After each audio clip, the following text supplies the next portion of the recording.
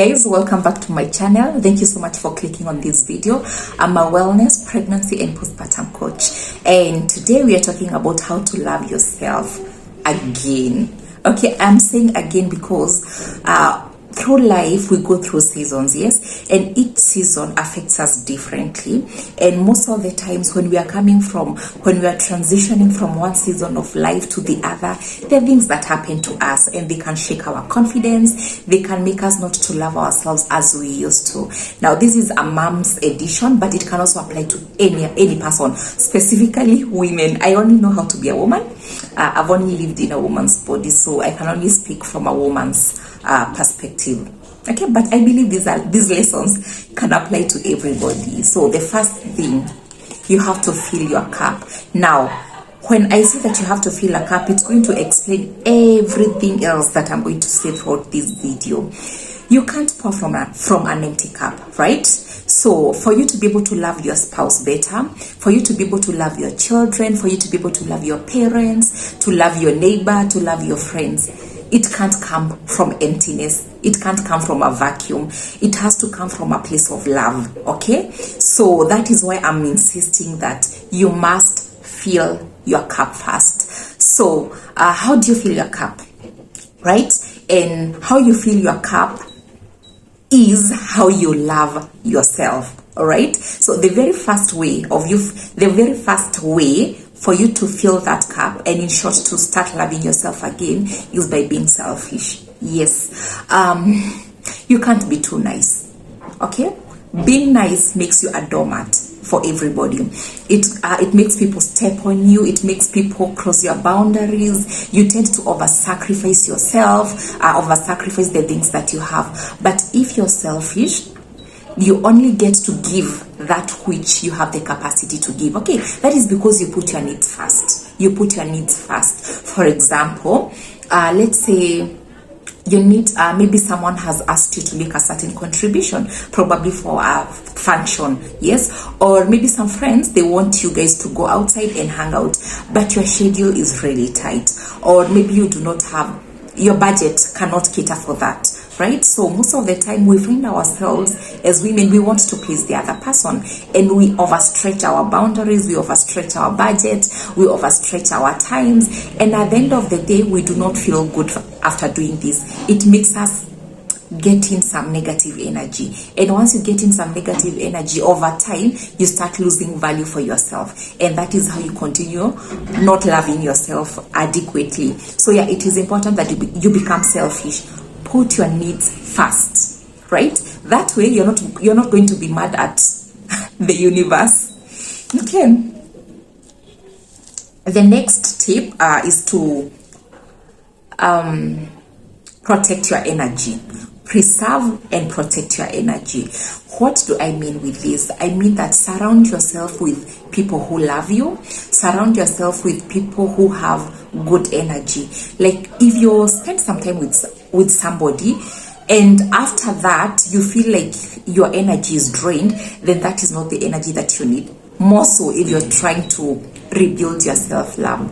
Ensure that the people that you're giving your time to make you feel rejuvenated. They make you feel good about yourself. They make you feel good about life after meeting them. Okay, so also this applies to social media. If you have social media accounts that you follow, and after you see their posts, after you watch their videos, you feel like you're not enough, you feel like your life is not good, you feel like your life is not going the way it's supposed to be, then you need to post that. It doesn't mean you don't love that content creator anymore. It doesn't mean that you don't love that friend, you don't love that individual, but their energy is draining you, right? And remember, we said we have to be selfish and we have to put our needs first. So for this particular season, for you to recover, you have to minimize your contact with anything that drains your energy.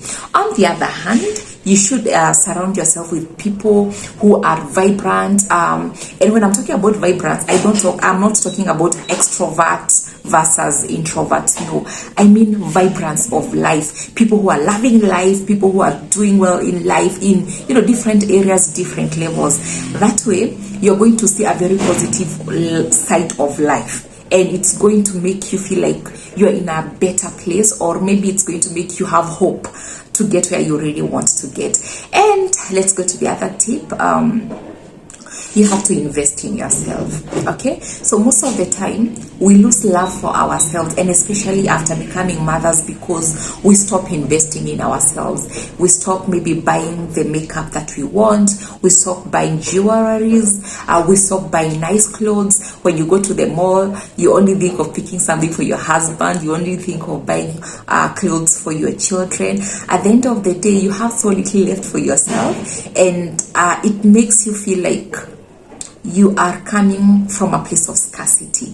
It brings in an atmosphere of scarcity around you, and that has a way of draining your energy and making you feel like you are not worth. It depreciates yourself. It depreciates the way you perceive your self-value. So it's really important that you invest yourself. Now, when it also comes to investing yourself, it means that you also invest in things like skills. Okay, so anytime that you learn something new, it makes you feel good about yourself. So you can maybe learn a new course, learn a new skill. It could be as easy as making nails, making hair. It can even be crochet. It can be maybe you can do a short course, probably monitoring your hi baby. Maybe you can even do a short course like maybe PR, monitoring and evaluation, things like that. But each time that you invest yourself, you increase your perceived value, and over time you're going to start appreciating yourself. You're going to start feeling like you are an important person, and that is where self-love is going to come from. So let me reference. Baby has really confused me. Have hobbies. Oh yes, it's important that you have hobbies. Now I know women are nurturers, and we tend to spend our time where we have with our families and the people that we love. But it's also very important to have another hobby apart from loving people. You get maybe that could be it could be a sport, it could be swimming, it could be tennis, it could be reading novels, it could be taking a walk, gymming, name it. But it's important for you to have a hobby. Why do I say this? This is because it kind of breaks the cycle of monotony in your life. Because most of the time you find that women usually have a routine of how they do things. Maybe you wake up, you make breakfast for your people, you tidy the house, then you leave for work, then you come back, you get. But once you break the cycle and you have something interesting to do in your life, you're going to feel like your life is interesting. And once you feel your life is interesting, trust you me, you're going to start loving yourself. Basically, you start loving your life, and by default you start loving yourself. Those two cannot be separated. And then another thing, please have friends. It could be one friend, it could be two, it could be three, it could be a group. But it's important for you to have a friend, and this should be someone else than your significant other. Why? Because if you do not have friends, you tend to put a lot of pressure on your significant other, expecting them to give you everything that you need in this life, and that is not possible. So when they're not able to reciprocate that, you start feeling like, oh, maybe they don't love me enough, maybe I'm not worthy, and then you start feeling it increases the number of times that you're feeling down mentally and emotionally, and at the end of the day it creates a not so beautiful and vibrant atmosphere around your life. But when you have friends, you diversify the source of satisfaction for your needs. You get. So maybe you have one friend that you call when you need to vent. You have one friend that you call when you need to, go out, because let's be honest, different people serve different reasons in our life. So it's really important to have friends that are not your significant others, and that are not like, your children. This is a mommy edition. Another tip for self-love is, acknowledging seasons of life. Like, it's really important to know that, as I said when I was starting this video, it's important to acknowledge that life is a series of different seasons, right? So once upon a time, you are a child, then you hit puberty, adolescence, early adulthood, mid-adulthood, then you get into your 30s, and life is continuing, and very soon you're going to be an elderly, and then We are going to die, all of us, you see. So, and we have to appreciate change that comes with seasons. How your body was looking like when you are a child is not how it's going to look like, even if you're a very fit person. Like personally, I work out, I really watch what I eat. I believe I have really come a long way in, loving myself. But regardless, if I look at a picture that I took last year and last year but one, I see changes. And I have made peace with the fact that we are going to constantly change.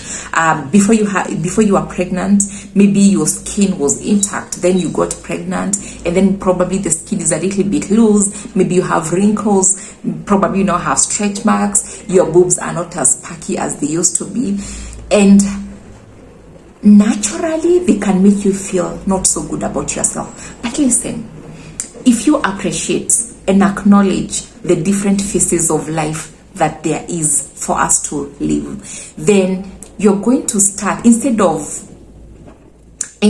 you being unhappy with the changes in your body, you're going to appreciate how beautifully your body keeps on morphing, to accommodate those different seasons. What I'm trying to say is we have to understand and appreciate that change is inevitable and that seasons of life are there until we die. So we really can't spend a lot of time worrying about things that are meant to be there, and there's nothing we can do about them, by the way. All right. Then the other thing that we can do to increase our self-love is knowing that life is short. Right? Life is short. We are here for a season. And that season, we don't know if you're going to die tomorrow. We don't know that if you're going to die next month or next year. And one question I keep asking myself, I keep asking the people around you, if you died tomorrow, would you still be mad about the things that you're mad about today? Would you still be insecure about the things that you're insecure about today? No. Probably you'll start appreciating, oh my God, I can see. God, I can see. Then you're going to appreciate, oh my goodness. Yeah, I really don't like how fat my nose is, but you know what? I am breathing oxygen. And you're going to be excited about small things like that. And then you're going to look at your boobs. Yes, probably they are sagged, but you know what? They have that cleavage when you wear a lift bra, and they make your dress to be able to, contour well. How do I put it? It makes your dresses look, nice. You get something like that. And then you start looking at your teeth. Basically, if you knew that you're going to die tomorrow, how would you love your body? How would you appreciate your body? Right? I want you to ask yourself that question. And then I want you to answer yourself saying that I do not know how long I have to live. Therefore, I have to love myself. I have to love this body. I have to love my life for the time that is guaranteed that I will be alive. And that time is now. Let me tell you. My whole perception about self-love and loving my life changed the moment I worked in a hospital. 1 minute, someone walks in looking healthy. The next minute, they're in ICU. Before you know it, they have died. And I told myself, God loaned me this body. God has loaned me the people in my life. God has loaned me my skills, my brains, my beauty, the house that I live in, this seat that I'm sitting on, for this time that I have. Please, I am going to enjoy it. I'm going to try and fight every negative energy that is making me not love things that I have, because I do not know if I'm going to be alive tomorrow. And when we go to heaven, honestly, I don't think we are going to have the things that we have here on earth. It's going to be a different kind of life. So yes, when you know all that, I believe that it's going to make you appreciate yourself a little bit more.